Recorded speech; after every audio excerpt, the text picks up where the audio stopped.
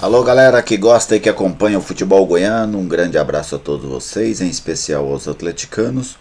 Hoje tem Atlético Goianiense e Atlético Paranaense no Estádio Olímpico, às 19 horas, jogo da 17ª rodada do Campeonato Brasileiro. A competição já vai caminhando para o fim do primeiro turno. Além desta rodada, apenas mais duas para marcar a metade do Campeonato Brasileiro de 2020, que só vai terminar em 2021. Bem, o Atlético é nono colocado com 21 pontos, o Xará Paranaense é 18º com 15.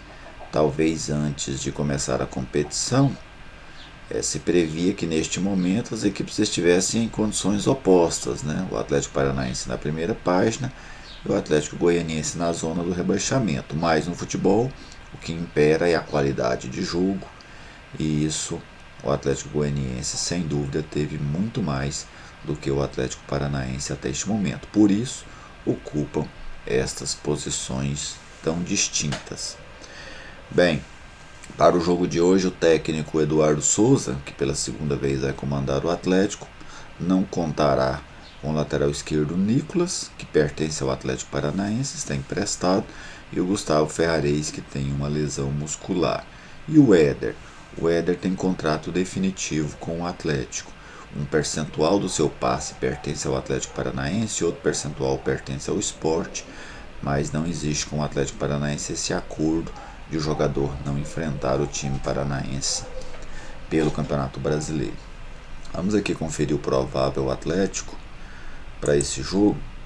Apenas uma dúvida, né? Jean, Dudu, João Vitor, Éder, Natanael. Natanael é a novidade na lateral esquerda. Maranhão, Marlon Freitas, os dois volantes. Janderson e Zé Roberto. Chico também garantido. Mas Mateuzinho e Matheus Vargas brigam por uma vaga. Se o Mateuzinho jogar, o Chico joga centralizado. Se o Matheus Vargas jogar, aí o Chico deve atuar pelo lado esquerdo. Eu imagino que o time será com o Matheus Vargas. Por quê? Porque quando o técnico Eduardo Souza não teve o Gustavo Ferrares, que ele se contundiu logo no início do jogo contra o Santos, foi o Matheus Vargas quem entrou no jogo. E aí o Chico foi atuar ali pelo lado esquerdo. Taticamente não muda muito, o time segue atacando no mesmo esquema tático, segue defendendo no mesmo esquema tático. A questão é de característica de jogador. O Mateuzinho é um jogador mais agudo, um jogador que chega mais na área, especialmente pelo lado, tem a finalização de fora da área.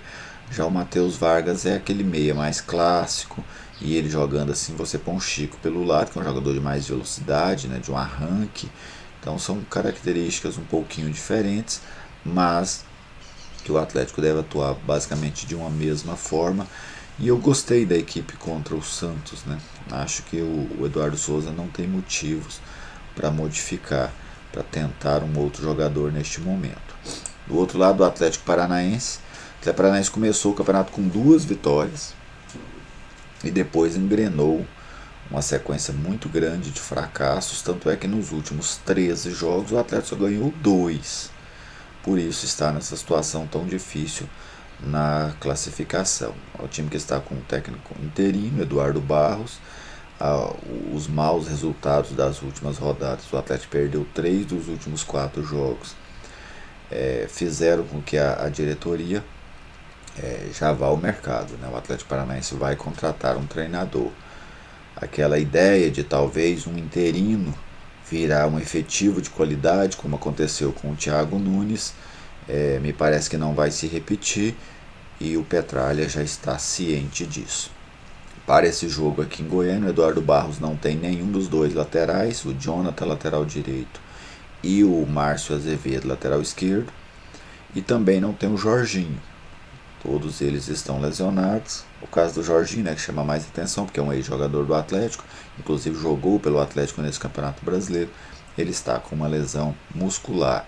Já o Renato Kaiser, outro conhecido da torcida atleticana, este vai jogar, é titular no comando de ataque paranaense. O provável Atlético para hoje, o Santos, goleiro que estava com a seleção brasileira, retorna ao time hoje.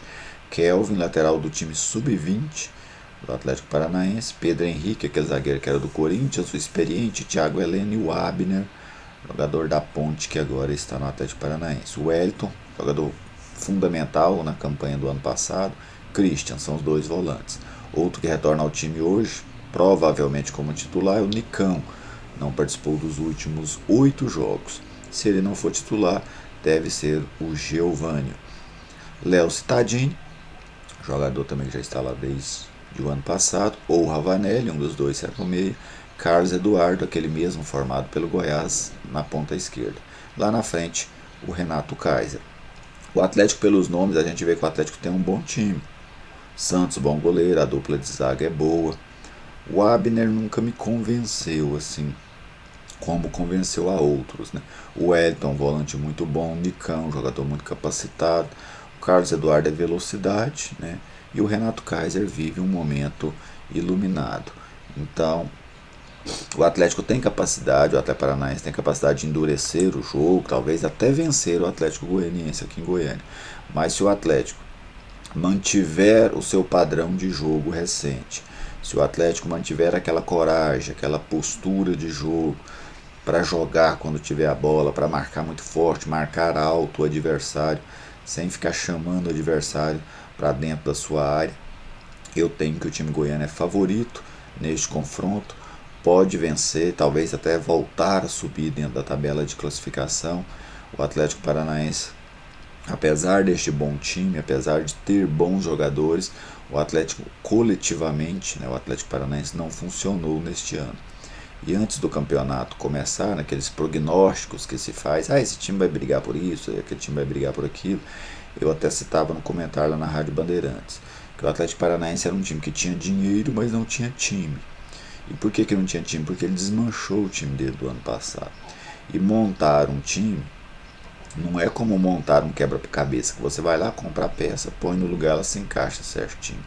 Montar um time é um processo difícil, é um processo que leva tempo. Então, mesmo tendo dinheiro para contratar jogadores, muitas das vezes você não consegue montar uma equipe competitiva como a que você tinha. E o Atlético Paranaense está passando por isso, e imagino que é um time que, pelo que se desenhou até agora, vai brigar mesmo é contra o rebaixamento. Já o Atlético Goianiense é que está conseguindo construir alguma coisa diferente ao longo da competição, está na faixa de classificação para a Copa Sul-Americana e conseguiu abrir uma vantagem muito interessante para o Z4. Beleza, gente? Um grande abraço. Hoje, lembrando, esse jogo não tem TV, não vai ter como eu fazer análise pós-jogo por conta disso, eu também não estou escalado para essa partida, então vamos ouvir pelo rádio, né? E ter aí as impressões de Atlético Goianiense e Atlético Paranaense. Eu apenas não gosto de comentar jogo quando eu não vejo, porque eu acho que é um estelionato opinativo. Beleza, gente? Um grande abraço a vocês. Se você ainda não é inscrito no canal, eu te convido a se inscrever. Curta, comente, compartilhe os vídeos, porque assim você fortalece este espaço de debate do futebol goiano. Um abraço a todos e até a próxima.